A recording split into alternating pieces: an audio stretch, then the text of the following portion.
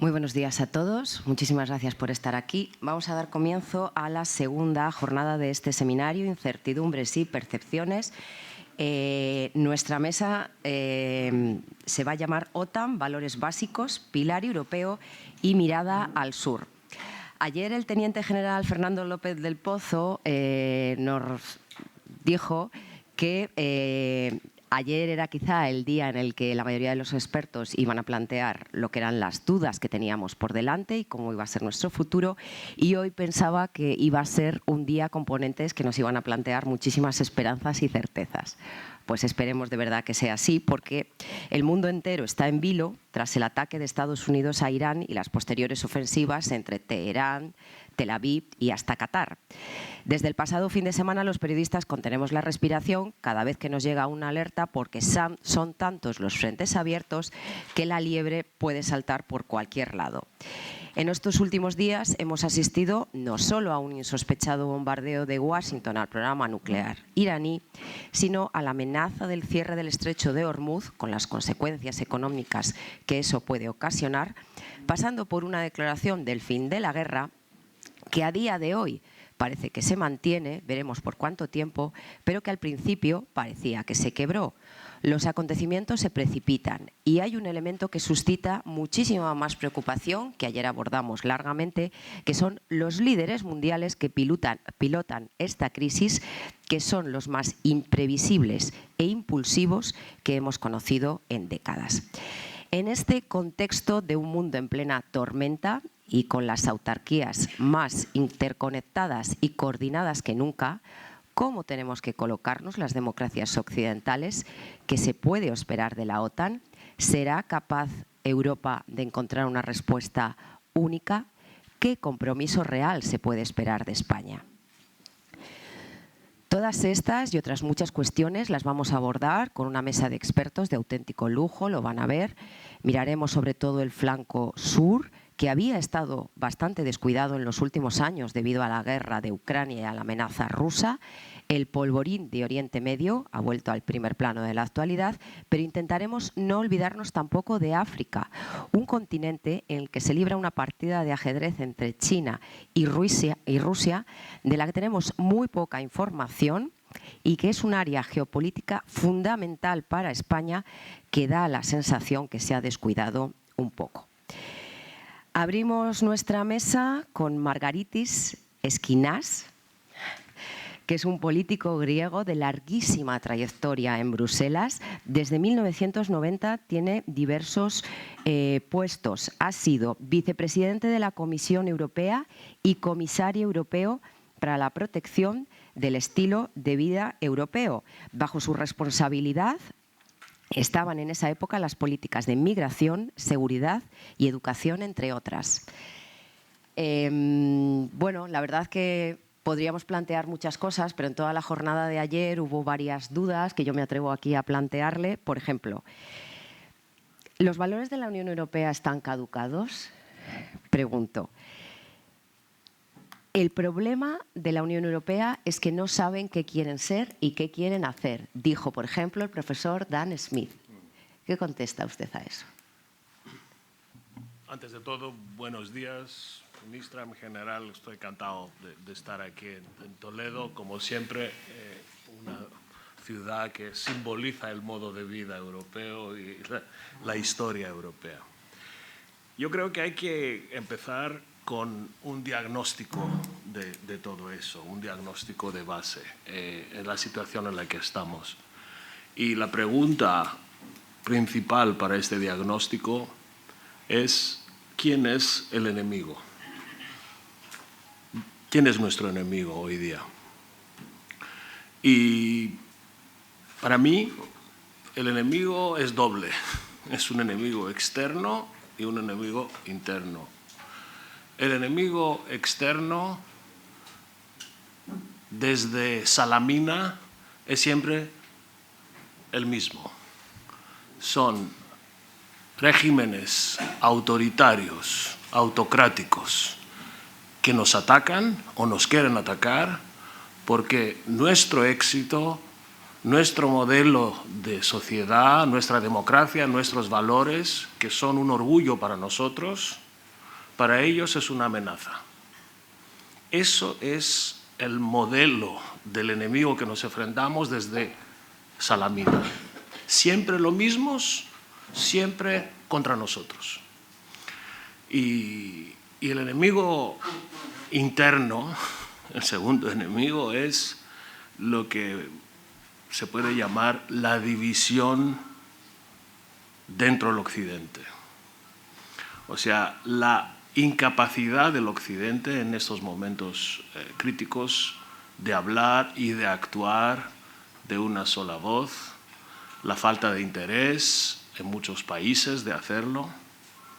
Entonces, parte de este diagnóstico y como consecuencia de esta consideración es, ya que hablamos del sur o del Greater South, como se llama en inglés, en español esto sería el flanco sur o el grande sur, ahí la consecuencia es que hay un sentimiento, una percepción de abandono, hay un sentimiento de que creamos un vacío en el grande sur y saben ustedes que el vacío lo llena el que está presente.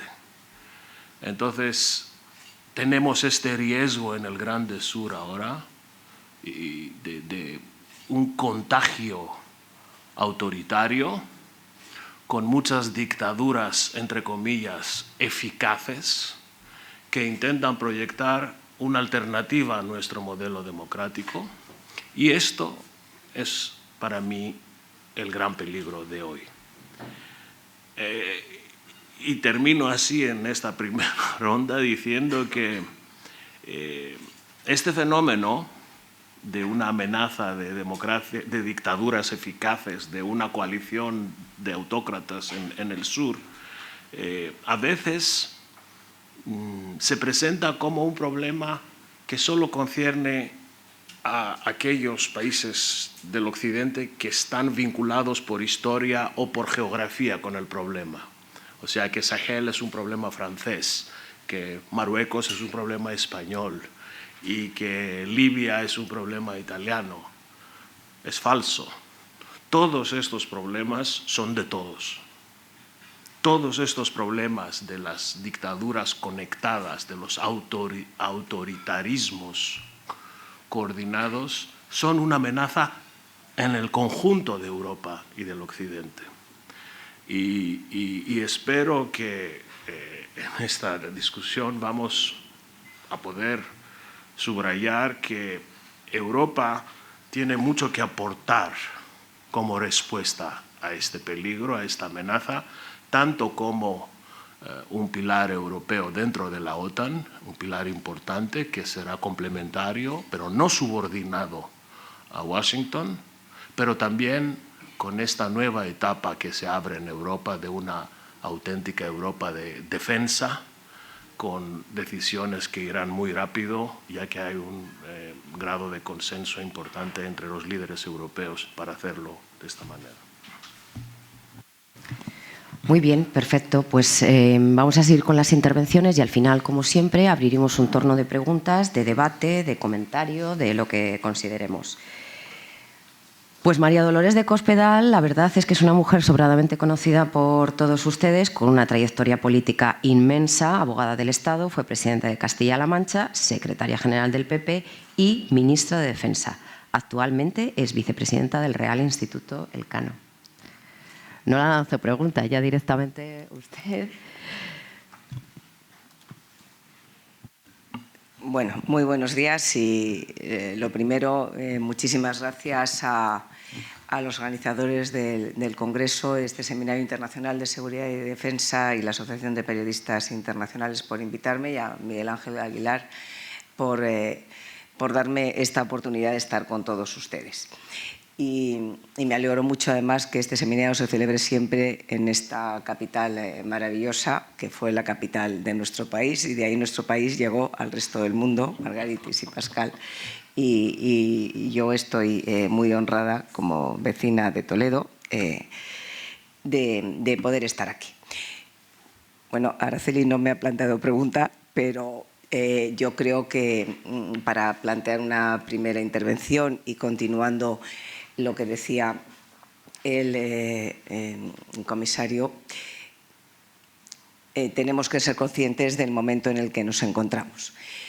Acaba de celebrarse la cumbre de la OTAN en La Haya, ha dado lugar a muchísima noticia y también ha dado lugar a muchísimas discusiones, pero yo creo que antes de ir a lo que hemos visto como relevante o no relevante estos días, tenemos que saber qué es lo que queremos, respondiendo un poquito también a la pregunta, ¿qué es lo que queremos ser los europeos?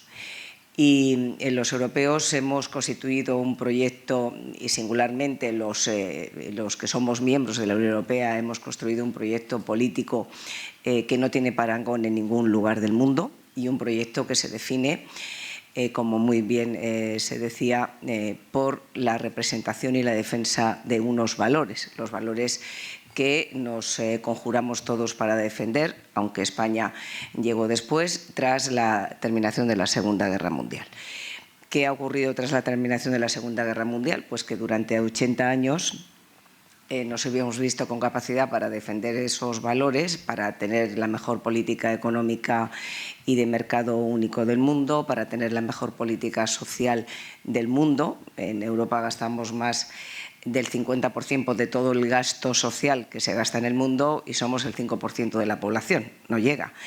¿Y por qué hemos podido hacer eso? Entre otras cosas, porque teníamos garantizado algo que es fundamental para tener nuestros derechos y para ejercer nuestras libertades como europeos, que por eso somos el espacio donde todo el mundo quiere venir a vivir. Teníamos garantizada la seguridad. Teníamos garantizada la seguridad y la defensa por nuestra pertenencia a un espacio de defensa colectiva, que es mucho más que una organización de un bloque contra otro bloque. Es más, porque la Alianza Atlántica es mucho más que eso. También es una organización de defensa de unos valores y de una forma de defender cómo se tienen que gobernar los estados o en general en el mundo. Y bueno, hemos llegado hasta aquí. Se ha planteado ya desde el año 2014 en la cumbre de Cardiff, se planteó la necesidad de que teníamos que subir los Estados miembros de la OTAN nuestra inversión en defensa, inversión, que no gasto en defensa, porque hay que invertir en seguridad para poder defender nuestros derechos, hasta el 2% desde el año 2014. Y hemos llegado hasta aquí, ya han pasado 11 años. Y bueno, ahora estamos tomando decisiones, pero no estamos de una manera muy distinta a como estábamos entonces.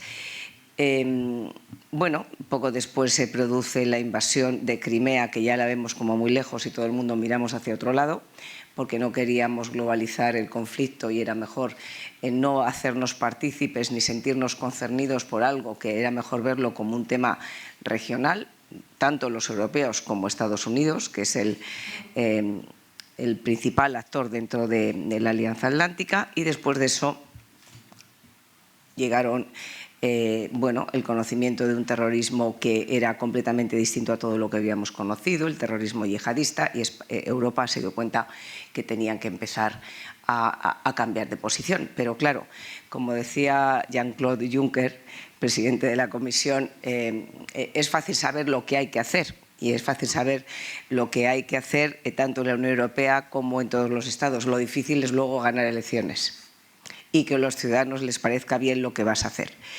Y hasta el momento en el que nos encontramos, y singularmente desde la segunda victoria de Donald Trump en Estados Unidos, pues parece que la necesidad de inversión en defensa y sobre todo desde la invasión de Ucrania por Rusia era algo que no era necesario, ya lo teníamos garantizado. No es Trump, como todos muy bien sabemos, el que ha pedido a Europa que invierta más. Se lleva pidiendo desde el primer presidente Bush la necesidad de invertir y invertir, nos lo llevan pidiendo los europeos, pero no queríamos sentirnos aludidos y desde luego no teníamos ningún interés porque permanecía. ¿Cuál era el reto de esta cumbre? Primero, que la Alianza Atlántica permanezca, porque es mucho más que una organización de defensa en sentido estricto de defensa tal y como lo hemos conocido tradicionalmente. Es defensa también de un modo de vida, de una forma de gobernar los países, de buena gobernanza y también de la defensa de unos valores.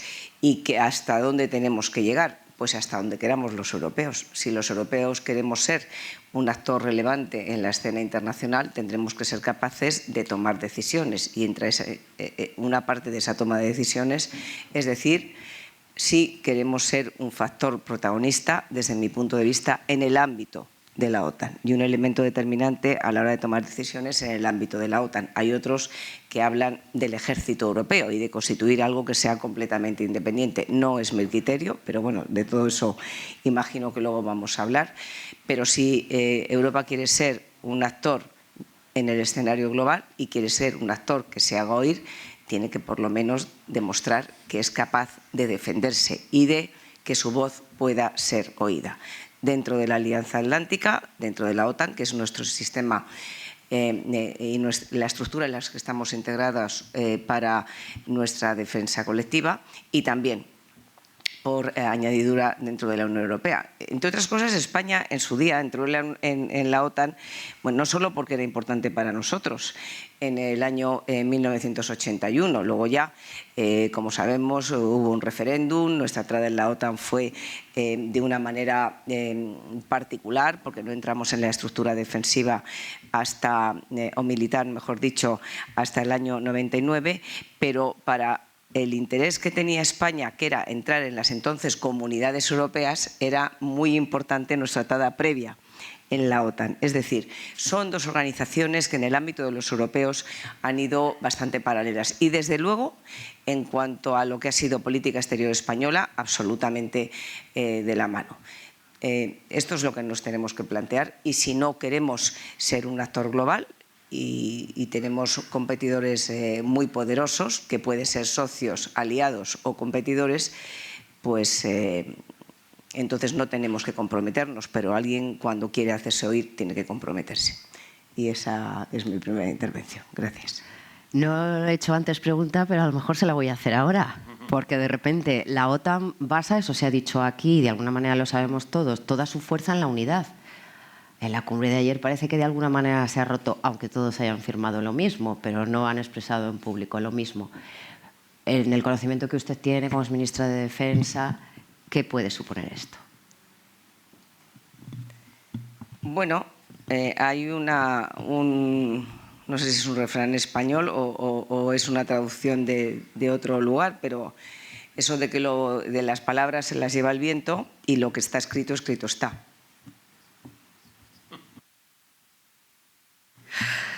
Ahí queda. Bueno, nuestro tercer interviniente, ustedes le conocen bien, le escuchamos ya ayer por la tarde con algunas reflexiones desde mi punto de vista brillantes. Pascal Boniface es politólogo francés y en 1990 creó el Instituto de Relaciones Internacionales y Estrategias, IRIS, ubicado en París. Es uno de los principales centros de investigación franceses en el campo de la geopolítica. Dirige también la revista Revue Internationale Stratégique y es editor de l'Année Stratégique. Ha escrito más de 80 libros sobre relaciones internacionales, las cuestiones nucleares y el desarme, el equilibrio de poder entre potencias, cuestión muy interesante, sobre todo en el día de hoy, la política exterior francesa, el conflicto de Oriente Medio y sus repercusiones en Francia. Bienvenue, Pascal. C'est un vrai plaisir vous accueillir. A lo mejor podíamos enfocarnos un poquito más en tu intervención en lo que es el flanco sur. ¿Qué sabemos? ¿Cómo está el Sahel?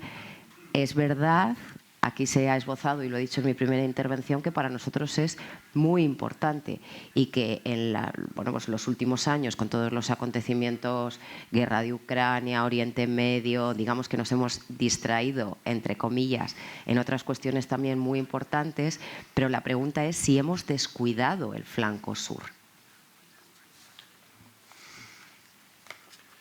Thank you very much. Very glad to be there. So I think that it's very important to have a just analysis, assessment of the situation. So we have not to despise Europe and Western world, but perhaps we must also avoid to overestimate our values and the perception of the other. On the good side, we are a very unique market of 450 million of inhabitants. Most of them have a very good purchase of power, and it's important for every foreign company to have access to European market. All countries are democratic, and we don't fix our problems by force, but by negotiation. There is no more war between European countries, so it's a real success. It's a triumph of political willingness toward against history or geography. But we must also recognize that we are in trouble. We are in trouble because perhaps enlargements has been too weakly, and the history is not the same from Poland to Spain and from France to Baltic states. And we are always a different assessment of geopolitical situation from the perception of Russia and therefore perception of USA, because one stems for the other. And we have a problem because, as we have told yesterday, I think that the Western world in itself is in peril due to the accession of Trump in power. So yesterday, it was a smiling faces at a NATO summit, a good photo opportunity. Everybody was pleased to calm down Trump. He was received in the Kingdom Palace to please him. His ego has been flattered, and Mark Rutte will be the employee of the month because he was very, very nice, even a little too much for Trump. I don't think that to satisfy Trump's ego is a good way, because he will only conclude that we are weak and he has to push a little bit more to obtain more things. Churchill has stated from Stalin that he respects never more than the force and he despises never more than the weakness. I think Trump is the same guy. If we want to challenge Trump, we don't have to be weak, we have to be strong. And we cannot be too strong if we're not together. We must unite our perception, but unfortunately, due to history, we are not the same perception. Everybody has in mind the Zelensky humiliation in the White House end of 28th of February. I think the worst affair was for Kaja Kallas. Kaja Kallas is the Ministry of Foreign Affairs. She has taken Josep Borrell's role, and I'm not saying that because I'm Spain. We have lost a lot with passing through Josep Borrell to Kaja Kallas. Kaja Kallas, all the 27 commissioners, has to come to New Delhi to have India-EU summit, which was very important because India is one of the big powers, and in order in the new world market and confronted to trade tariff, we need to have access to new markets. So, and India is also a good ally in many places regarding China, regarding southern countries. It's a world leader. So it's very important to have good relations between EU and India. Mrs. Kaja Kallas decided at the last moment not to come to New Delhi, but to come to Washington. So we could think that only 26 commissioners went to New Delhi, but the most important was missing. And it was not very correct from an Indian point of view. She decided to renounce to New Delhi trip to go to see Marco Rubio, who said that he is too busy to receive Mrs. Kallas. So I think it's clear, it's not shown on TV like Zelensky humiliation, but it's a clear sign, it's crystal clear that it's, if it's a slap in the face of Europe, not of Mrs. Kallas, but of Europe. So we have to understand that the former transatlantic ties are over. So it's useless to think that we will fix very soon the problem. Of course, it's better to avoid that Mr. Trump come back too early, but we have shortened the duration of the summit in order to keep him at lag as long as the summit is taking place. But if we don't understand that in US eyes, we are no longer allies. Or perhaps it's different, it's the same, but alliance is not in their mind. Alliance is nothing for them. It's only bilateral relationship and from the strong to the weak. So alliance is not in Trump, J.D. Vance, and Marco Rubio mindset. So we must realize we have to organize ourselves. And I think that to accept to expand our military expenditure to 5%, it's crazy. Of course, we have to defend ourselves against Russia. We have to increase military expenditure, but we also to protect our society. And defense is also internal balance of expenditure. If we want to avoid the far right coming to power in France, in Germany, far right is already in power in many European countries in coalition. If in the next 2 years, Marine Le Pen or Jordan Bardella or one of these guys will be elected in Paris, Europe will change dramatically. And we must avoid the far right coming to power in many European countries because there is no longer alliance, there is no longer democracy, and the relationship with Russia will change immediately. So we need to keep social protection. And as Dan Smith has told yesterday, if you want to increase military expenditure, you have to make the rich pay and to increase taxes, but nobody wants to do it. To downgrade public services, to make the poor paying, or to borrow the money, but it's our children who will pay the bill. So we have to keep a balance of force, and frankly speaking, I think that Pedro Sanchez has stated the good things yesterday. Because the 5 and 5 is a trap. Because we promise to expand our military expenditure, but nobody trusts US. Nobody thinks that if there is something terrible arriving in Europe, Trump will send troops to protect us. He has told it. So it's not 5 for 5, it's 5 for nothing. And I think it's a very wrong signal to say to Trump, okay, you are bullying us, you are treating us as minor people, and for that we will increase our acquisition of US equipment, and we'll spend more money to, so Article 5 is not Article F-45. But unfortunately, to protect Article 5, we'll buy more US weapons. I think I told it yesterday, but I could repeat, 63% of the military acquisition of European countries out of their own national military industry is made in US. So it's crazy. We have to build Spain, Germany, France, in UK. UK is not in EU, but it's in NATO. We have to build a strong military industry in order to be protected by ourselves. And speaking about European autonomy, autonomy is not against alliance. Autonomy is against dependency.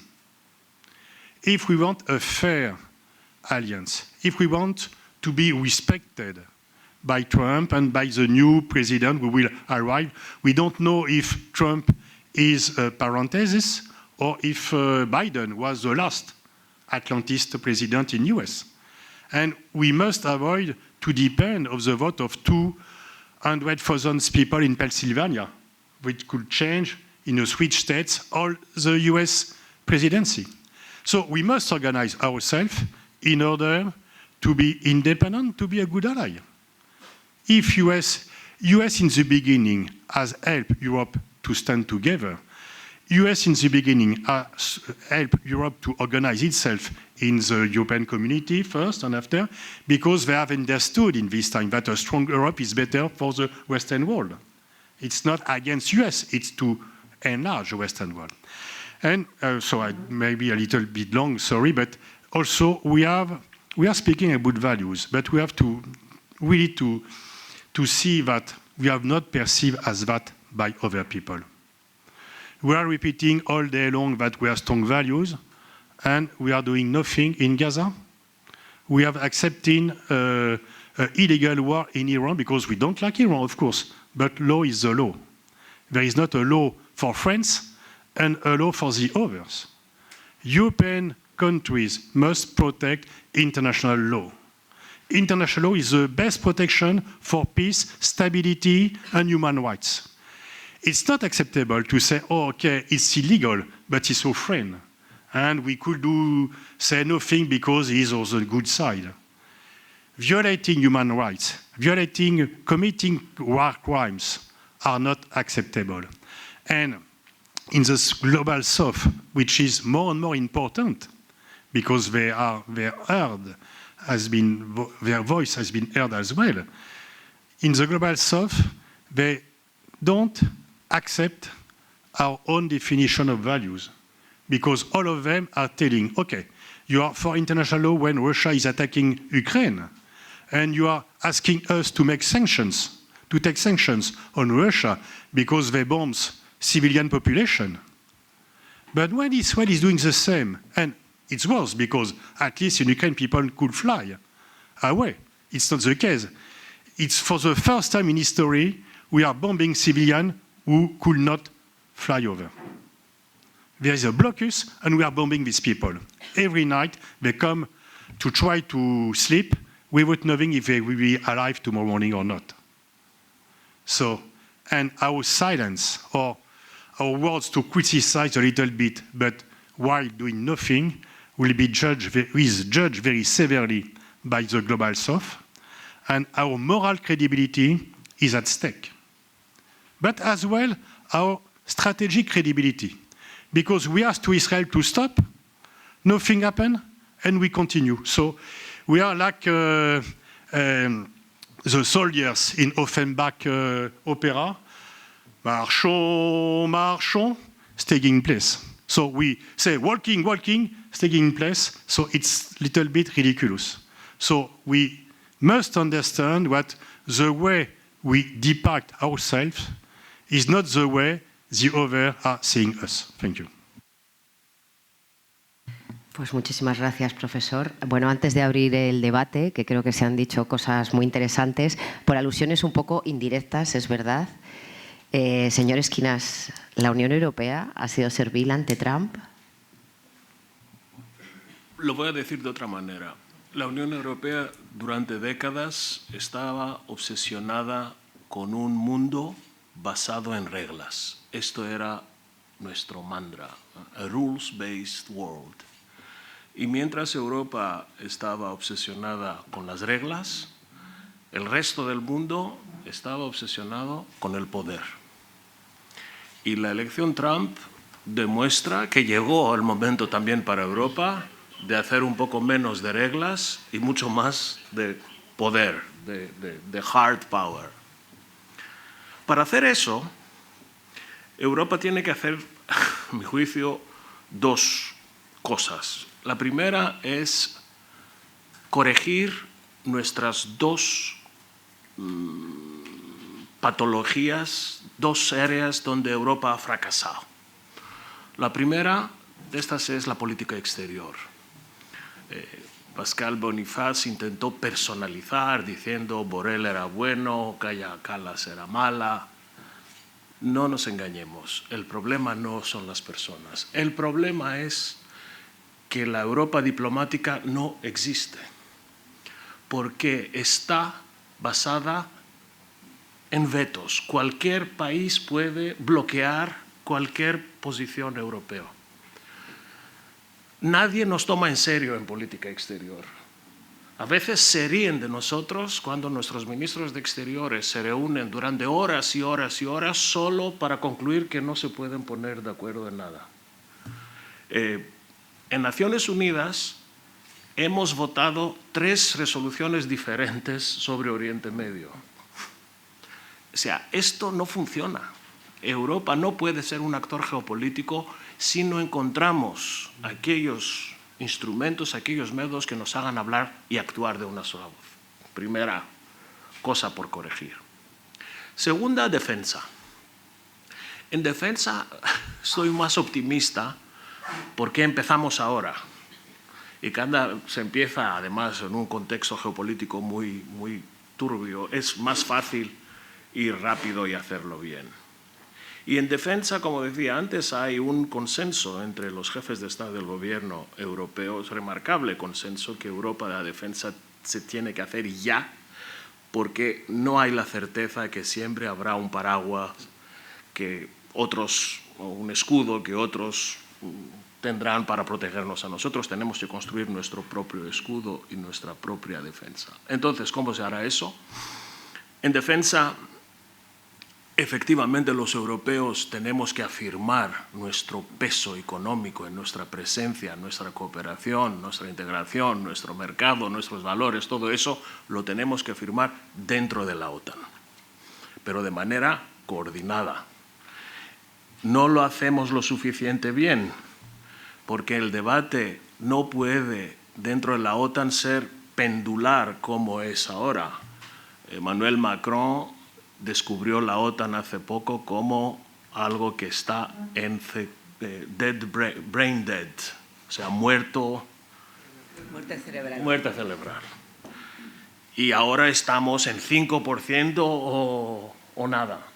No puede ser el debate así pendular. Los europeos tenemos que enfocar nuestra cooperación dentro de la OTAN de manera más clara, más astuta, más inteligente. No con soundbites, no con pequeñas frases para hacernos importantes o proyectarnos en los telediarios.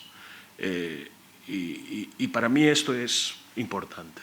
Pero todavía más importante es lo que haremos entre nosotros los europeos en defensa, que es el proceso que empezó hace un par de meses. Esta Europa de defensa no tendrá, ministra, le puedo asegurar, esta idea de un ejército europeo. Creo que pasarán generaciones para que enviemos a nuestros jóvenes morir en nombre de Europa, pero podemos hacer muchas más cosas juntos antes de eso.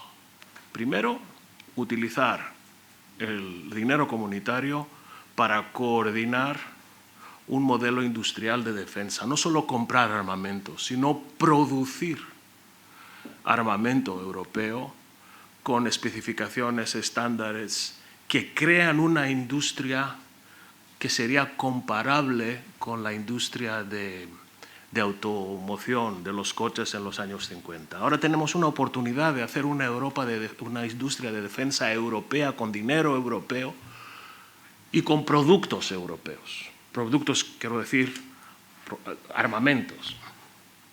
La segunda cosa que tenemos que hacer es enseñar a los europeos que todo esto crea un escudo, una protección contra este enemigo común del que hablaba antes.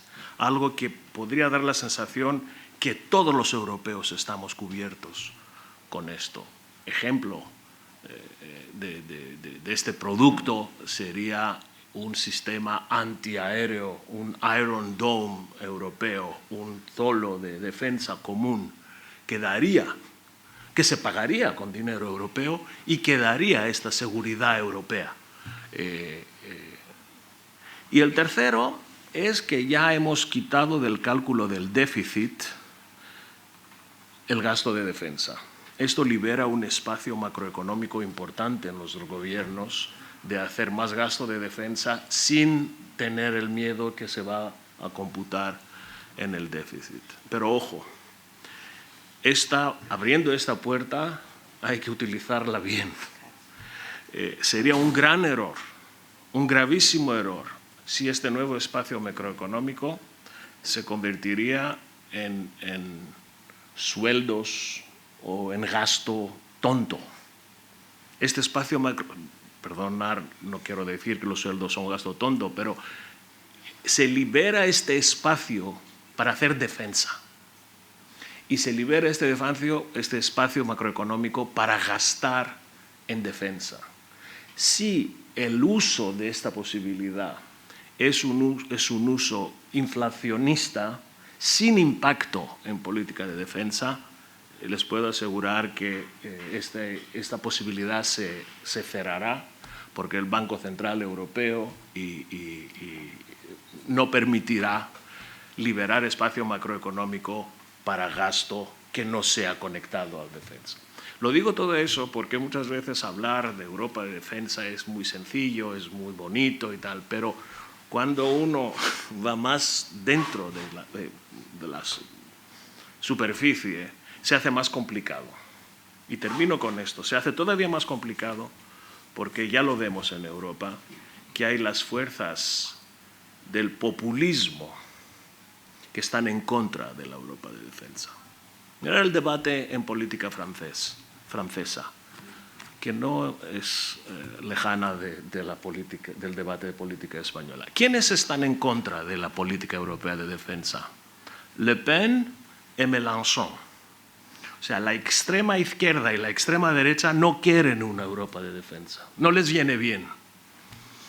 Y en España, ¿quién votó contra los primeros pasos de Europa de defensa en el Parlamento Europeo?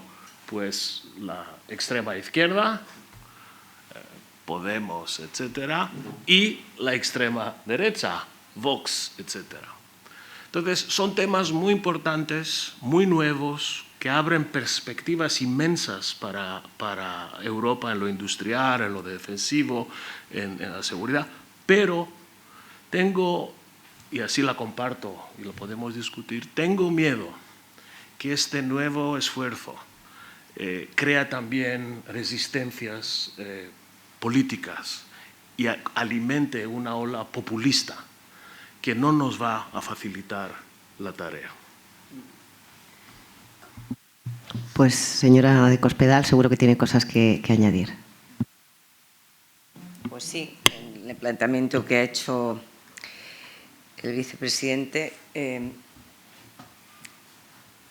yo creo que ahora que efectivamente hay un escenario en Europa donde se nos ha dicho a los europeos que el gasto o la inversión en defensa no computa para el déficit, es decir, se saltan las reglas del control del gasto y de cumplimiento del déficit si es gasto en defensa, que antes era imposible. El Banco Europeo de Inversiones financia proyectos industriales para defensa, cosa que hasta hace un año era absolutamente impensable en la estructura, no digo en la estructura física, en la estructura mental de un directivo del Banco Europeo de Inversiones. Se habla incluso de la emisión de eurobonos para la financiación de la defensa. ¿Qué es lo importante? Yo creo que lo importante, volviendo a lo que decía el vicepresidente Esquinas, es, bueno, nosotros, Europa, tiene que actuar conjuntamente y tenemos que ser un actor global, porque queremos ser un actor global, ¿verdad? No queremos que solo sea Estados Unidos, China, Rusia y que nosotros nos quedemos en medio de la nada. Queremos ser un actor global en política internacional, que supone el comercio, que supone la defensa de los recursos naturales, que supone la defensa de un modo de vida. Queremos ser un actor esencial. Y entonces, un actor esencial que se quiere mover en el tablero internacional tiene que saber, primero, cuáles son las amenazas más importantes que tiene y de las que se tiene que defender para mantenerse y para ser ese actor global. Después de saber y de identificar esas amenazas, y yo creo que los europeos tenemos que hacer ese ejercicio, aquí podemos hablar del sur global y podemos hablar de todo lo que queramos, pero ¿cuáles son esas amenazas? Tenemos que decir cuáles son las capacidades que necesitamos, y hay aquí representantes de las Fuerzas Armadas, cuáles son las capacidades que necesitamos para hacer frente a esas amenazas. Y los europeos, después de saber y ponernos de acuerdo en cuáles son las capacidades que necesitamos, tenemos que saber qué recursos vamos a poner a disposición para poder y qué recursos vamos a movilizar para hacer frente a esas, para poder resolver y tener esas capacidades y hacer frente a esas amenazas. Esas tres preguntas no las tenemos que hacer, porque si no podemos caer en el error o en el riesgo, como decía muy bien el vicepresidente Esquinas, de cómo se gasta ese dinero. Ese ejercicio lo tenemos que hacer, sin duda alguna. En segundo lugar, una vez, porque esto no es solo una cuestión de cifras, es de cómo se gasta, que es lo importante. No es una cuestión de cifras, es de cómo se gasta. Y en el cómo se gasta, es verdad que cuando algunos hablan de la necesidad del incremento de la inversión en defensa, otros contestan, bueno, en realidad no es una inversión, es un gasto y el gasto va a ir destinado a comprar armamento norteamericano. Bueno, pues esto también ha cambiado. ¿Y por qué ha cambiado? Porque a veces las personalidades tan especiales, voy a definirlo así, como la del presidente Trump, pues tienen distintas direcciones. Eso también ha cambiado porque el eslogan, que no es un eslogan, es un concepto de presidencia del America First, hace que lo que nos están diciendo hoy la administración norteamericana, a la que no hay que plegarse, por supuesto, si queremos tener un peso específico, que es lo que yo entiendo que tenemos que hacer, es ustedes no solo tienen que invertir en defensa, es que además tienen que saber que Estados Unidos necesita de su industria de defensa para cubrir sus propias necesidades. Y por lo tanto, solo después de cubrir las necesidades americanas, la industria americana les va a servir a ustedes. Así que también Europa tiene que tener una política industrial de defensa. Esto también se está oyendo ya. Es decir, no es solo que vayamos a... antes decíamos, sí, todo para comprar las armas americanas. No. No, porque también eso está cambiando en el discurso de ellos. En el nuestro ya había cambiado hace mucho tiempo, pero en el discurso norteamericano también está cambiando. ¿Y qué tenemos que tener? Pues una política industrial en esa autonomía estratégica y en ese concepto de tener una voz, una política industrial que sea verdaderamente una política industrial. Hay que saber y tenemos que pensar si bueno, los egoísmos nacionales, y estamos en una asociación internacional aquí, pero si los egoísmos nacionales para defender las propias industrias nacionales de los grandes países europeos y que han conformado desde el principio de la Unión Europea, pues las grandes industrias o la gran industria francesa, la alemana, bueno, la inglesa ahora no está en la Unión Europea, pero a estos efectos funciona de manera parecida. Una industria relativamente potente e importante también italiana, la que quiere ser española, que también tenemos unas empresas importantes. Sí vamos a ser capaces de ponernos de acuerdo en que las capacidades que tenemos que tener para hacer frente a nuestras amenazas son estas, estas y estas, y que todos esos instrumentos o material que vamos a producir tiene que ser perfectamente compatible en nuestro espacio, tiene que serlo con la OTAN, y quién es mejor para hacer cada cosa. Eso es una decisión muy complicada de tomar, pero es que eso es fundamental. Es absolutamente fundamental. Y si no, nos vamos a seguir haciendo trampas en el solitario. No es fácil decirle a un país usted ocúpese de este tipo de material, que yo me ocupo del otro, porque claro, todos queremos tener lo que todos queremos tener para nosotros y para nuestra propia defensa. España en concreto, y el caso de Grecia es otro, y es bien conocido, en su relación con Turquía, Chipre. El caso de España es bien claro con el Mediterráneo Sur, que son nuestros vecinos, que es nuestra amenaza más inmediata, por decirlo en términos convencionales. No quiero ir más allá. Pero ¿somos capaces de delegar esa toma de decisiones en una autoridad superior, que sería una autoridad europea, y que alguien puede considerar como parte de nuestra soberanía, que por eso no lo quiere ni la extrema izquierda ni la extrema derecha, por eso y por otras cosas, claro? ¿Somos capaces de hacer ese ejercicio los europeos?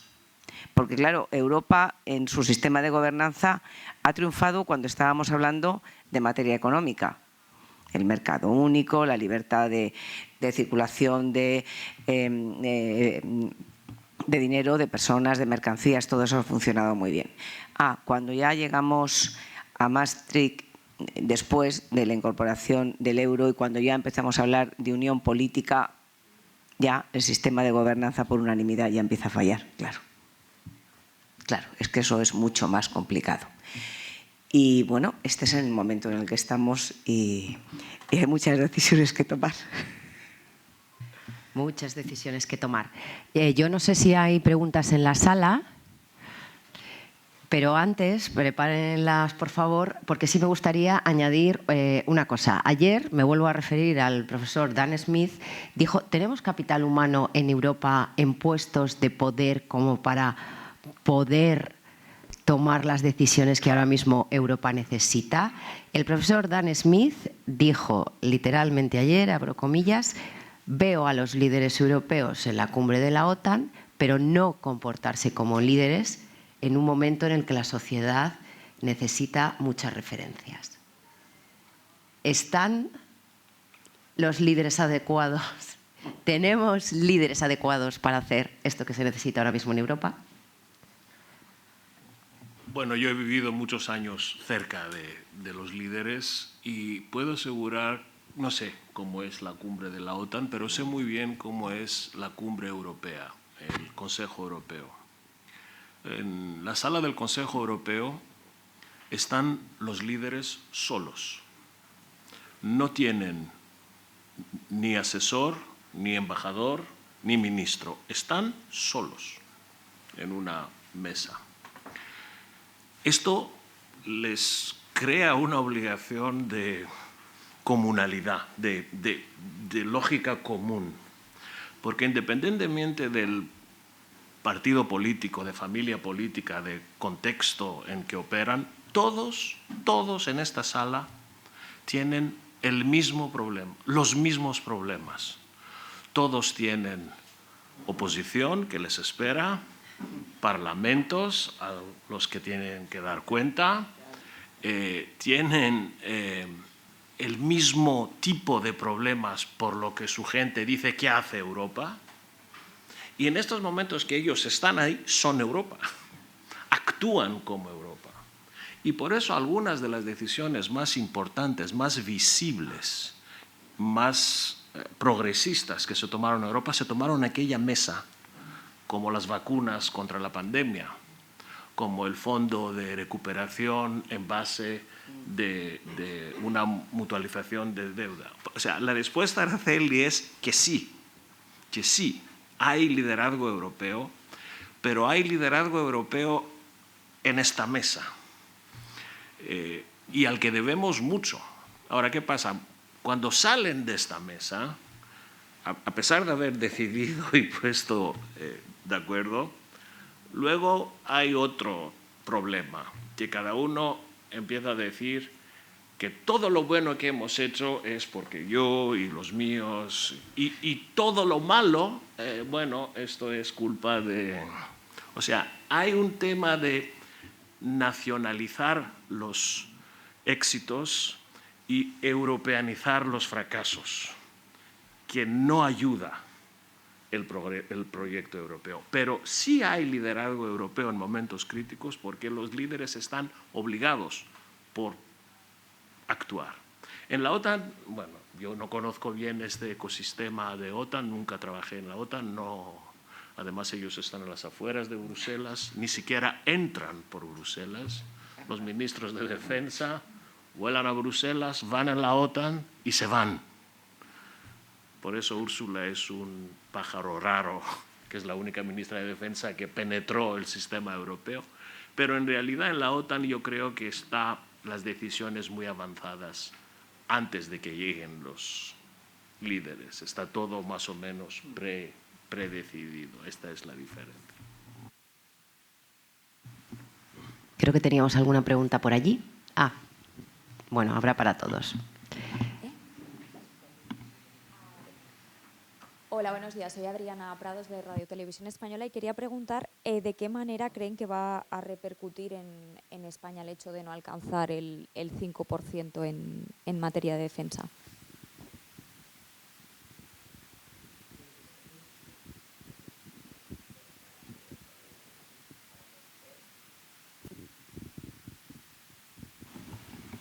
It's unreachable. We could not succeed to reach 5%. We have no money for.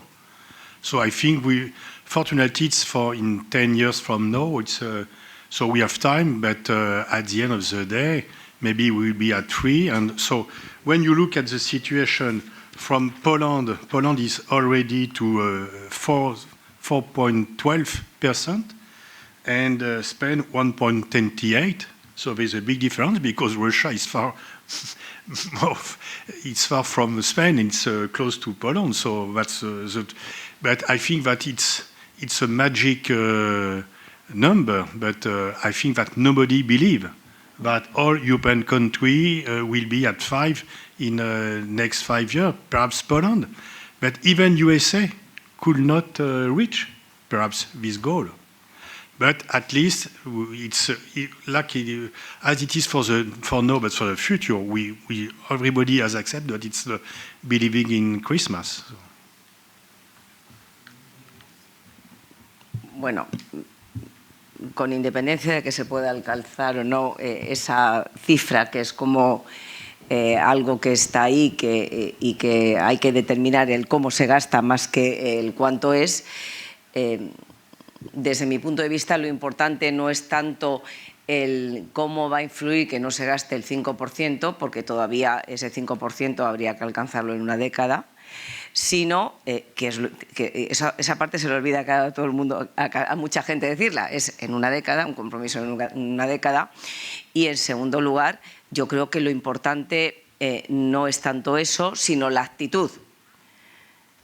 La actitud de decir, yo me voy a separar desde el principio.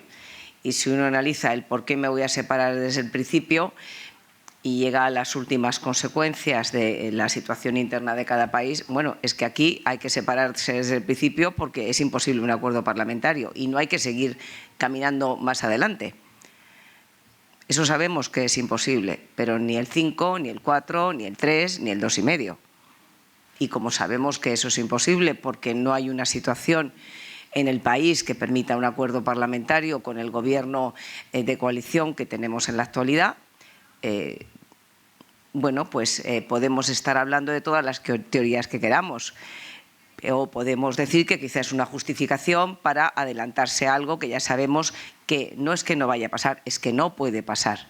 Pues yo creo que lo importante no es tanto la cifra, sino como la actitud y el intento de justificar una cosa que se sabe que no se puede alcanzar. Y no me refiero a la cifra, me refiero también a la mentalidad del incremento de la inversión en defensa. Y eso creo que es lo verdaderamente importante.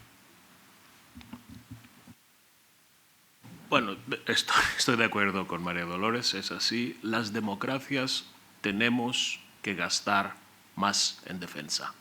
Es sencillo, es necesario. Si no lo hacemos, estas dictaduras eficaces coordinadas nos ganarán a medio largo plazo.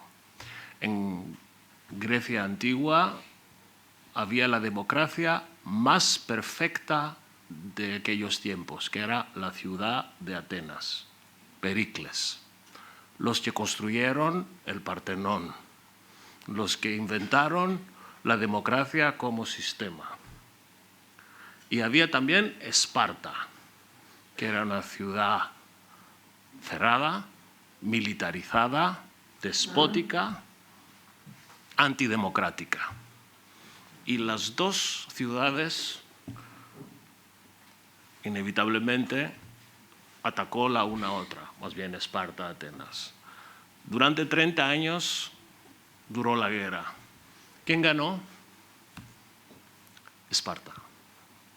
Ganó Esparta, que era el final, el principio del final de la civilización griega. Entonces, la historia está ahí para recordarnos. 5% es difícil, pues lo es. A lo mejor lo haremos en 10, 15 años, pues lo haremos. Es muy difícil pasarlo por parlamento, sobre todo con gobiernos frágiles que tienen socios que no quieren eso. Pues sí, ya lo sabemos, no vivimos en un exoplaneta, pero es necesario gastar más. Y si no lo hacemos ahora, en un mundo que nos rodea, que grita que hay que hacerlo, si no lo haremos ahora, no lo haremos nunca. Así lo veo yo. Perfecto. ¿Más preguntas?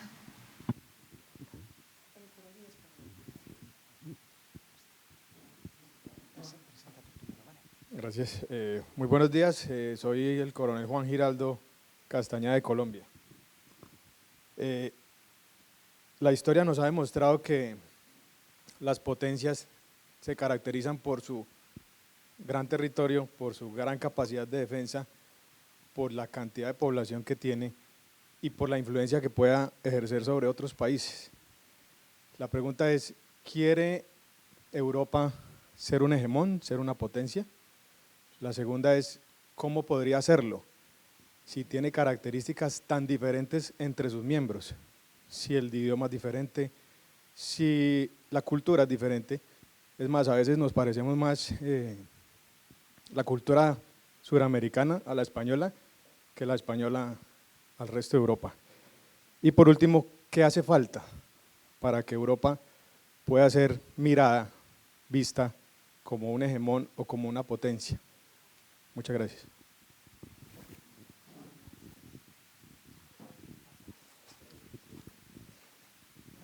Nobody wants to be an hegemon in Europe. There is 2 world wars because some country want to have hegemon, and so it's over. Fortunately, we are Pacific countries, and even if in '99 it was a non-legal war against Kosovo, it's an exception. It's not the rule. So I think that the fear to see an hegemon in Europe, it's over. But at least we must assume that we have interest. And sometimes we put at the front page values, values, values, but the others are not shy to speak about their interests, and we must speak about our interests. Because if we don't speak of our interests, the other will suspect that we are hypocrite. Just an example. Hollande said that when France intervened in Mali in 2013, it was not concerned with French interests. Nobody believed in it. And there's a suspicion, so he's not speaking about interests, something must be hidden. And if we have said it's in our interest to see a stable Mali and to have a partner, I think we will be better perceived in West Africa, which is not the case. So we must assume that Europe, Trump, Putin, Xi Jinping, and even Modi and Lula, nobody's feared to speak about their own national interest, and Europe is the only one, because, of course, we have our own past, because we have launched 2 world wars and the entire planet in 2 world wars, so it's our responsibility. But we push the balance too far in this way, and we must assume that we are our Pacific democratic interest to be protected. And it's not bad to assume that, but it's not hegemon, it's to protect ourselves. Because it's ECOMAS, the former ministry, German ministry, so we are, I don't remember even the word in English, but people who don't eat meat in a world of carnivore, we are too Pacific, so we must fix our muscle, but not in order to attack the others, to protect ourselves. Sí, yo también estoy de acuerdo que en Europa hemos aprendido las lecciones de la historia y ya sabemos cómo acaba esta película cuando un hegemón quiere demostrar a los demás que es hegemón. Ya la hemos visto esta película 2 veces en el siglo pasado en Europa, sabemos cómo es, sabemos dónde termina y estoy convencido que no habrá tercera. Errare humanum est, perseverare diabolicum. Ahora bien, lo que sí hay en Europa es el principio de un entendimiento que las amenazas que tenemos ya son mucho más complejas, interconectadas y nos conciernen a todos. Doy un ejemplo. El problema de la migración a Canarias, que España vive como un problema nacional, tiene su origen en el Sahel. No en los países de tránsito de esta gente, sino en los países de origen de la gente que viene. Entonces podemos decir, qué bien, bueno, esa Sahel pasa algo, se matan entre ellos, es un problema para Francia, ya que todas estas eran colonias francesas que los franceses quisieron. Pues no, es un problema común, nuestro, europeo, porque si no intervenimos ahí, si no controlamos Sahel, lo pagaremos en Canarias. Lo mismo en Libia. Si no entramos en Libia con acuerdos, con entendimiento, con ayudar a instituciones inestables, lo sentiremos en Lampedusa. Y lo que hace o deja de hacer nuestro amigo Erdogan, lo sentiremos en el Egeo o en Chipre. No es un problema griego, es un problema de todos. Entonces, si esto sería una película, yo buscaría un titular que decía del hegemonismo del pasado a la interconexión de amenazas del futuro. No hay amenazas nacionales en este momento, hay amenazas comunes, interconectadas. Y todo este gasto, todo este dinero, todos estos procesos, tiene que atacar la raíz de estos problemas que tenemos en común.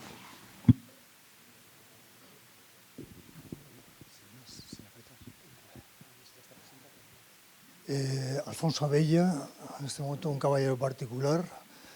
Kalimera Quiros Margarides. ¿Y si Europa respondiera con un reto al reto exigencia americana y entre todos dijéramos que estamos dispuestos a pagar, a financiar un programa nuclear de un país capaz como Alemania, por ejemplo?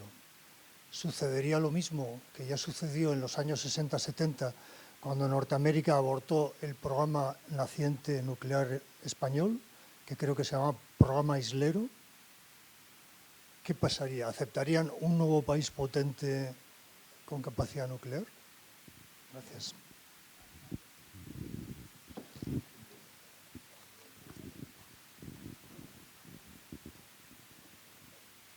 No, que Pascal, que sí, que yo creo que es para ti fundamentalmente la pregunta.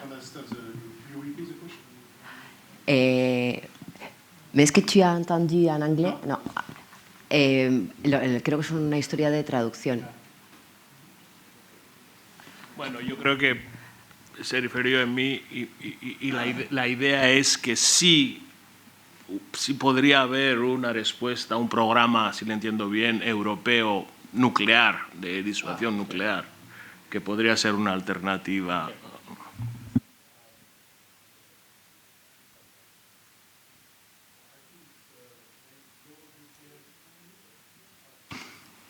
Okay. Nuclear weapons are only one person could decide. So Europe is not a federation. If in 10, 20, 40 years there is a European federation, European president could have the finger upon the button. But for the time being, there's only one nuclear power country inside Europe, it's France, because the other one is out, and as Dan has stated yesterday, so the UK nuclear program is not totally national. So France is the only one. And of course, the decision, if we want to have a credible deterrence, we could not afford to have an advisory board to decide if we could launch a nuclear weapon or not, because the enemy won't be deterred by a large consultation. It could be only the French president decision. But on the other hand, the nuclear weapons, the French nuclear weapons have two goals since the beginning. The first one is to protect the French territory. It's a sanctuarization of French territory. And the second one is to protect French national interest. In the beginning, US was not very agreed to see France having nuclear weapons. And inside France, the Atlantist people are not agree because they said in this time that it will make more difficult the relationship between US and France. But at the end of the day, after Nixon came to power, there's a change because Nixon was a realist. And in a NATO summit in 1974, it has been stated that the UK and French nuclear force are making a contribution to the global European security.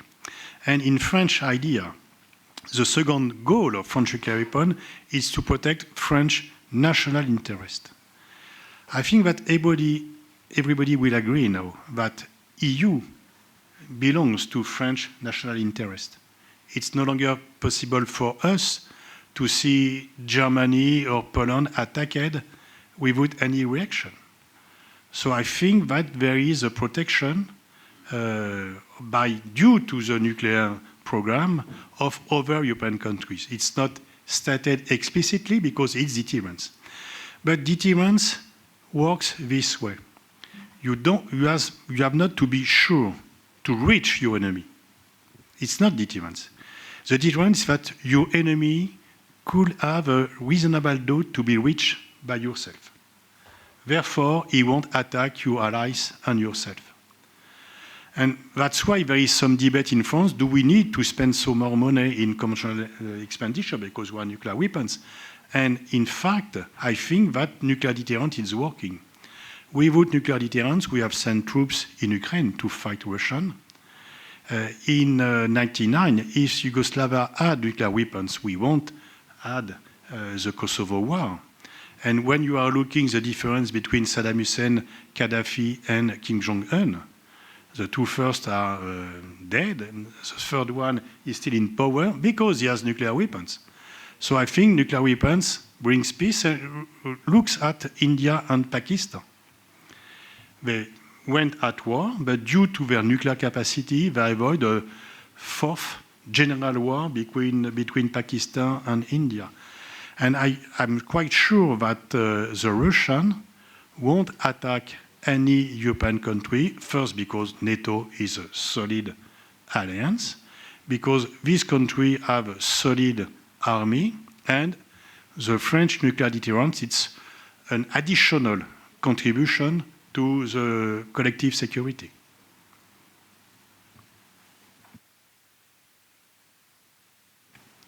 ¿Alguna más? Hay por aquí, al fondo, Miguel Ángel, Fran. Muchas gracias, muy buenos días. Son un par de preguntas. Teniendo en cuenta lo que ha dicho la ministra de que las palabras se las lleva el viento, ¿qué nivel real de autonomía tiene Europa para decidir el camino de la autonomía estratégica? No solamente implica una autonomía política, sino también una autonomía industrial y una autonomía tecnológica, de la que actualmente pues, tenemos algunas limitaciones. Eso por un lado. Y por otro lado, siempre digo que cualquier ejército es caro si no tiene objetivos que defender o objetivos que alcanzar. Los objetivos los marca la política. ¿Cuáles son las limitaciones o hasta dónde puede llegar la Europa de la defensa sin una Europa unida políticamente? Muchas gracias. Bueno, estas son verdaderamente las preguntas. Estas son las preguntas y estas son las preguntas que importan, ¿no? Empiezo con la primera. El tema de la autonomía estratégica se podría también llamar el final de la época de la inocencia. Yo creo que en español hay un otro término que es, ¿cómo es? Naivete. En español es ingenuo. O sea, es el final de la época de ingenuidad para Europa. Porque muchos años en Europa pensábamos, teníamos una serie de ilusiones, pecábamos de ingenuidad. Decíamos, doy ejemplos, ejemplos que he vivido como comisario. No importa que nosotros no fabricamos mascarillas o ventiladores. Los podemos importar, baratos cuando los necesitaremos. No importa que nuestra industria farmacéutica tiene sus materias primas en India. No importa que nuestra energía nos la vende barato Rusia. Somos la Unión Europea, somos ricos, guapos, queridos. ¿Qué más nos puede pasar? Pues todas estas ilusiones, en la época 19-24 que yo tenía el honor de sentarme en el colegio de comisarios, caía una tras otra.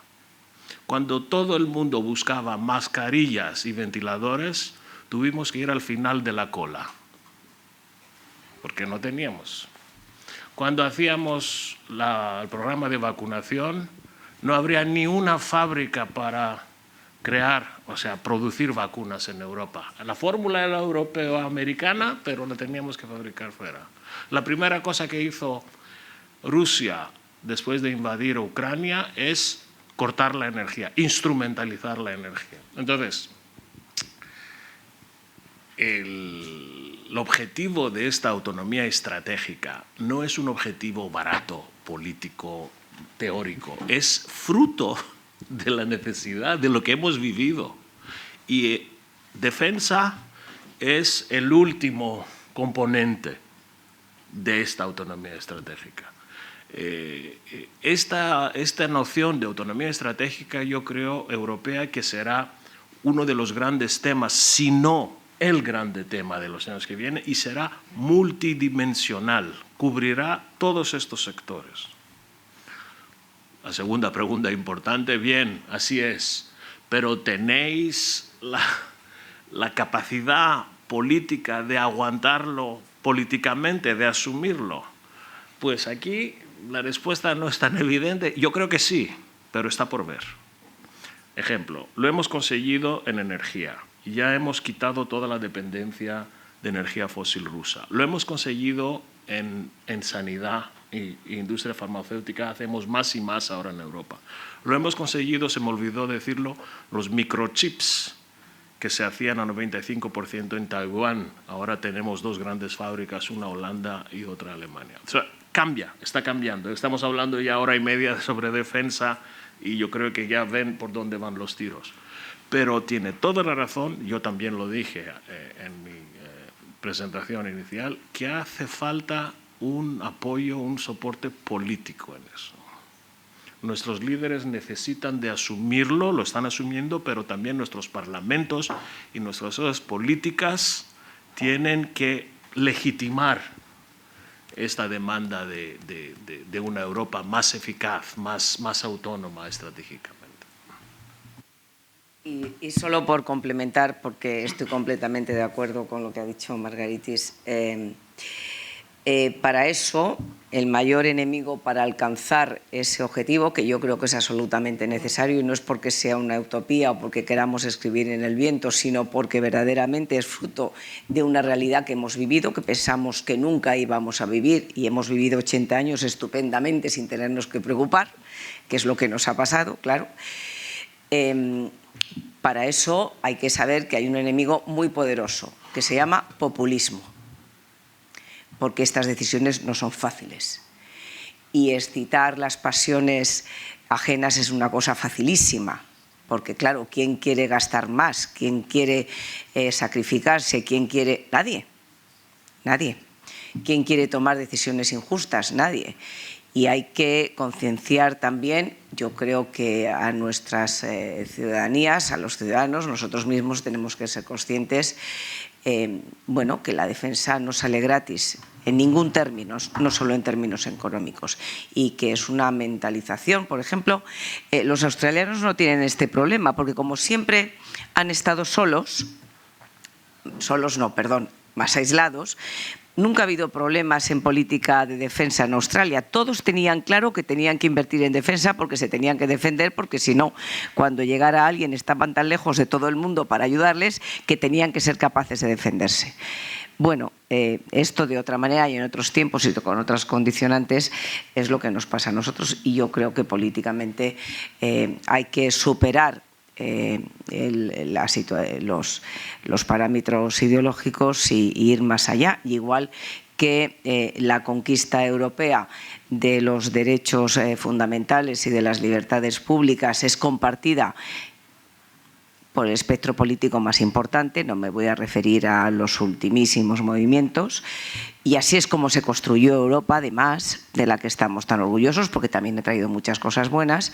Bueno, pues tenemos que ser capaces de avanzar y de poder conseguir otras cosas que requieren sacrificio, porque eso hay que defenderlo. Está claro que por sí solo no se garantiza.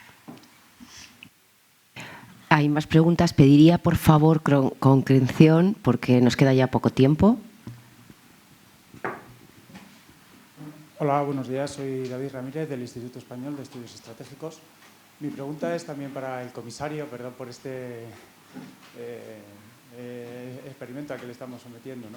Pero mi pregunta viene relacionada con su afirmación de hace un momento de que no queremos inflación en el mercado de defensa. Sin embargo, los especuladores creo que han hablado, ¿no? Se han multiplicado las cotizaciones de prácticamente toda la industria de defensa europea al doble, al triple, y no me creo yo ni que vayan a optimizar la producción como para justificar más ganancias, ni que vayan a sacrificar beneficio como para decir, no, lo que estamos haciendo es defensa y no industria y beneficio privado. Y me gustaría saber su opinión al respecto. Muchas gracias. Bueno, primero de todo, no me someten a ninguna tortura, lo estoy disfrutando. He sido portavoz de la comisión, me encanta que me fríen con preguntas. Fría la pregunta, sí, efectivamente. Bueno, tiene razón, es correcto lo que dice. Habrá un espacio de financiación europea de armamento, de compra y producción de armamento, se llama SAFE, es un programa que ha sido adoptado hace un par de meses, bajo presidencia polaca. Y también hay esto que decía antes, el no cómputo del gasto de defensa en el déficit, que es una decisión que se hace entre Bruselas y Frankfurt. Esto libera un espacio macroeconómico importante. Es inevitable que cuando los chicos que están delante de sus ordenadores invirtiendo el dinero de otros en los mercados financieros tratan de interpretar eso no como los militares y los políticos, sino como mercados financieros y llegan a la conclusión que este dinero va a crear unos beneficios enormes a las industrias de defensa. Y hay una especulación, y hay una inflación, y hay una ola, digamos, de crecimiento económico presumido, no real. Tiene toda la razón. Pues ahí está el desafío, de no desprender esta oportunidad, o sea, de no hacer de todo eso una especie de especulación, una burbuja estilo inmobiliario, sino de los principios, lo decía antes, de un modelo europeo de defensa. Necesitamos este modelo europeo de defensa como necesitábamos en los años 50 la industria de los automóviles europeos, que ha sido el motor de crecimiento del continente. Si logramos crear un modelo europeo de defensa, con producción coordinada, con gasto coordinado, financiado con el dinero europeo, que crea, todo eso tiene que crear estándares, y el que crea estándares crea mercados para todo el mundo. Esa es una oportunidad única, pero sí hay riesgos importantes, populistas, de intento de pararlo o de hacerlo de otra manera o de malgastarlo. Estos son riesgos importantes y que hay que evitar, porque no tenemos el lujo de fracasar en un momento tan crítico en Europa de la defensa. Nos quedan más o menos 10 minutos, así que envío a Miguel Ángel. Bueno, nos hemos remontado a los orígenes, nos hemos remontado a la civilización helénica. Y yo quiero volver sobre Jenofonte. Jenofonte, entre las cosas más inteligentes que dice, establece 3 categorías de soldados. Soldados de la patria, que defienden su casa, su familia, su huerto. Soldados de la idea, ahí podríamos hablar de Napoleón. Soldados, en tercer lugar, de la paga. La superioridad del soldado de la patria está demostrada en un montón de ocasiones. No pudieron con los vietnamitas, no pudieron con los afganos, no pueden, porque ahí hay una fuerza. Entonces, el asunto es que Europa todavía no es una patria y que no sé si en algún momento llegará a serlo. El asunto es la mala relación de la izquierda con la defensa. En Francia, el Partido Socialista francés se declaró incompatible con la force de frappe y solo en el Congreso del Partido Socialista, que precedió un poquito antes a las elecciones presidenciales que ganó Mitterrand, solo en ese Congreso Charles Cerny consiguió que su ponencia, que la defendía en solitario, fuera respaldada por el Congreso y el Partido Socialista francés se reconciliara con la force de frappe, lo cual desde mi punto de vista le habilitó al Partido Socialista francés para ganar las elecciones. Aquí se ha mencionado algo muy inteligente dicho por nuestro Jacques Delors, el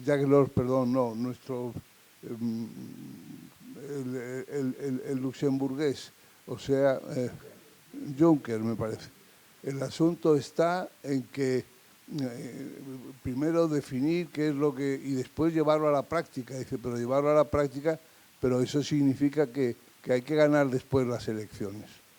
O sea, ¿dónde están esos líderes capaces de dar, digamos, ofrecer, lanzar un horizonte en el cual se requiera sacrificio, decisión, etcétera? No están por ninguna parte. Y eso es muy, muy definitivo. Explica, y con esto termino, y eso me parece que es la gran carencia, explica Rafael Ferlosio en su trabajo sobre el Ejército Nacional que en la Grecia clásica solo se adquiría la plena ciudadanía mediante el adiestramiento para el uso de las armas. La defensa... Adelante, ¿qué ha pasado? Bueno, se ha contenido la sublevación. Se ha puesto firme, Miguel Ángel. No, quería decir que no se puede externalizar la defensa. La defensa o se inocula desde la infancia o se establece con claridad que tenemos unos valores que vale la pena defender, y porque Europa tiene que saber que no puede vivir en el aislamiento como nuestros amigos australianos. Europa o difunde derechos y libertades o importará esclavitudes, o difunde prosperidad o importará carencias y precariedades. Así que nada, no sé, me gustaría algún comentario, porque mucho armamento, pero ¿quién, en manos de quién? Si no hay nadie dispuesto a defender. Si ayer nos ha contado Rafael Martínez que en las encuestas parece que entre los españolitos el 33% no estaría dispuesto a empuñar las armas para defender su país, incluso en caso de que fuera atacado directamente o por otro. Entonces, pues las armas quedarán en los almacenes. Es decir, en fin, no sé. Pues un comentario breve, si alguien quiere hacer. En realidad la encuesta era más dura, Miguel Ángel. Yo creo recordar que el 33% no veía justificable que se activara al ejército aunque hubiera ataque externo. Y además lo que decía es que era un tanto por ciento muy sostenido desde hace muchos años. Bueno, yo quería defender un poco los jóvenes europeos que los conozco bien de esta acusación de indiferencia. Yo creo que el problema que tenemos con los jóvenes europeos es lo siguiente, que muchas de las cosas que nuestras generaciones y las generaciones anteriores a nosotros han vivido como experiencias traumáticas en Europa, para ellos son pasado. Ellos no han vivido, no saben lo que significa salir de tu país y que te cacheen en la frontera. No saben lo que era que nuestros abuelos todos en la cama tenían una arma o una navaja para defenderse del enemigo. No han vivido eso. Nunca olvidaré que mi hijo, el pequeño, tenía 14, 15 años, que tenía que hacer una un trabajo en el colegio y viene y me dice, papá, tengo una palabra en ese trabajo, no entiendo, ayúdame. Digo, ¿qué palabra? Dice, no sé qué significa aduana. Nunca un chico de 14 años en Europa sabía, porque nunca había visto una aduana, no sabía lo que significa aduana. Entonces, es un poco injusto de esta generación que hemos creado nosotros, que ha crecido esta Europa próspera, libre, de Erasmus, de vuelos baratos, que les digamos, oye, ahora, ojo, prepararos, que vais a... No es tan obvio, pero es necesario. Seguimos, sí. Estamos ya en tiempo de descuento. Volviendo al tema del armamento nuclear y las armas de destrucción masiva, recordamos que en 2003 se invadió Irak ilegalmente, se dijo que tenía armas de destrucción masiva, se comprobó después que era toda una maquinación. A mí me tocó cubrir aquella guerra, poco después, como ya había hecho antes, fui mucho por Irán, y en Irán un elemento importante, y es que la mayoría de la población y de dirigentes opositores también al régimen de los ayatolás decían, nosotros queremos tener nuestro propio programa nuclear, tenemos derecho a ello. Y segundo, me decían, es que a Irak lo han invadido no por tener armas de destrucción masiva, sino por no tenerlas. ¿En qué medida lo que está ocurriendo de nuevo puede incitar a otros actores del sur global, ya sea Sudáfrica, ya sea Brasil, ya sea... a decir, la única forma de protegernos en el futuro de una posible agresión es contar con nuestro propio arsenal de armamento nuclear? Y una segunda pregunta, sobre todo a Margarites. Yo también, como Miguel Ángel, soy de los absolutamente convencidos de que el espacio de la Unión Europea ha sido el espacio en la historia de la humanidad de mayor libertad, de defensa de valores. Yo soy absolutamente europeísta. Mi pregunta es, ¿en qué medida Europa puede aislarse transmitiendo ese mensaje de que tenemos esto, pero solo para nosotros? Y voy a algo que mencionaba Pascal antes, que es el asunto de Gaza. El ejemplo que estamos viviendo frente a lo que fue la reacción fantástica europea ante la invasión de Ucrania y la falta de reacción, cuando no la complicidad, a lo que está ocurriendo en Gaza. ¿En qué medida, Margaritas, eso puede trasladar una imagen y sobre todo puede generar en el sur global también una reacción contra la propia Unión Europea? Gracias.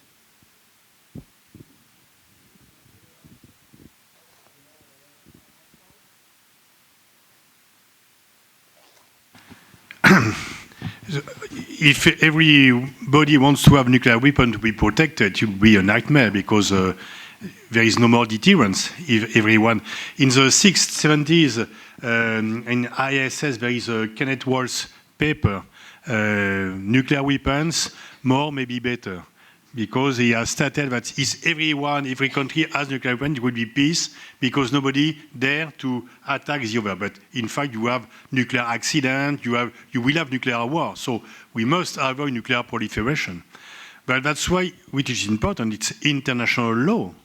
And we must reach non-proliferation by negotiation, by law, not by force. Because I'm quite sure that the willingness for Iran to have nuclear weapons has been reinforced by American attacks. And the main mistake of Trump is to destroy the nuclear agreement of 2015, because in this time we were sure to avoid two nightmare scenarios: a war to prevent Iran to have nuclear weapons, or an Iran with nuclear weapons. And I fear that we had the war, and we will have an Iran with nuclear weapons perhaps in 10 years, because their willingness to be protected, they have understood that law is not a protection. That so they will probably have an hidden program to reach nuclear weapons, because you have the uranium, but nobody is speaking about plutonium. And plutonium is an easier way to go to nuclear weapons. And so I think that coming to non-proliferation by force will only reinforce force as a tool. And I think we could pay the price, because we have no indication that probably the problem has been postponed, but not destroyed. Bueno, sobre la segunda pregunta, el éxito de nuestro modelo es un éxito indiscutible. Europa es un éxito. Y esto se ve más desde los ojos de los terceros, que muchas veces lo vemos nosotros por nuestros medios, pero es así. No hay que gastar muchas palabras para explicarlo. Obama dijo la famosa frase que adoro a la Unión Europea, sobre todo después que Hillary me la explicó.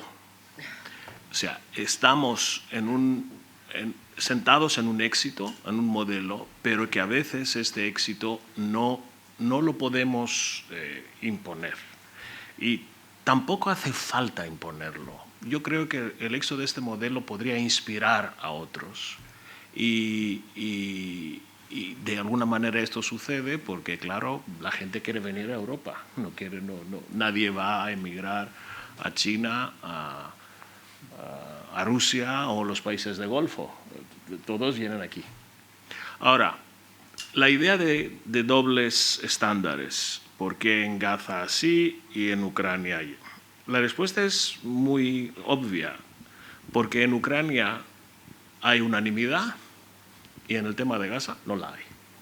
Esto explica esta Europa elíptica, la decía antes, que nadie nos toma en serio en política exterior porque enseñamos nuestras deficiencias.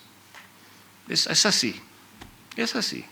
Hemos votado 3 resoluciones distintas en Naciones Unidas sobre el tema Gaza-Israel. ¿Es la culpa de Kallas? Pues yo creo que no, porque con Borrell, con mi amigo Beppe, tampoco brillábamos por nuestra unanimidad y eficacia en los asuntos internacionales. Es un problema sistémico. Europa diplomática no existe. Y hacemos algo que es peor, a mi juicio. Levantamos el nivel de expectativas. Los ministros se reúnen esta noche y tal. ¿Y luego qué? No pasa nada.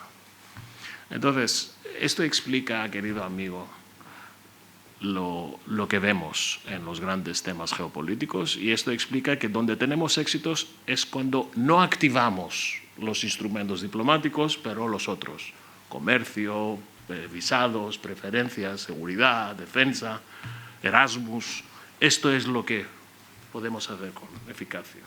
Última pregunta y nos vamos a tomar café en Encarna. Gracias. Es sobre Ucrania. ¿Ha quedado en la cumbre de La Haya relegada, como han leído algunos analistas, como un daño colateral, o sigue en la agenda y en el interés de la política de defensa y de la Unión Europea y también de la OTAN? La respuesta, Encarna, es que yo creo que queda claro que Ucrania no formará parte de la OTAN. Y en este sentido, cuando hay una cumbre de la OTAN, la cuestión está relegada porque no es el terreno donde nuestros amigos ucranianos esperan sus grandes victorias. Pero habrá un momento, espero no lejano, donde habrá un settlement, ¿cómo se dice esto en español? Un acuerdo, una solución en el tema ucraniano. No digo paz, porque paz es una palabra muy exigente. Un settlement, un acuerdo. Parte de este acuerdo será las garantías de seguridad que tendremos que dar a los ucranianos después de una guerra de 3 años que han luchado como fieras, ¿no?, para defender su país. Parte de estas garantías de seguridad, a mi juicio, debe ser la adhesión de Ucrania en la Unión Europea. No se hará mañana, se hará en 10, 15 años, en los años 30, pero se hará. Entonces es lógico de asumir que habrá menos OTAN, o ni OTAN, nada de OTAN en el futuro ucraniano, pero mucho más Unión Europea que lo que pensamos. Muchas gracias. Pues un poco tarde, pero hacemos la pausa para el café. Volveremos en torno a las 12.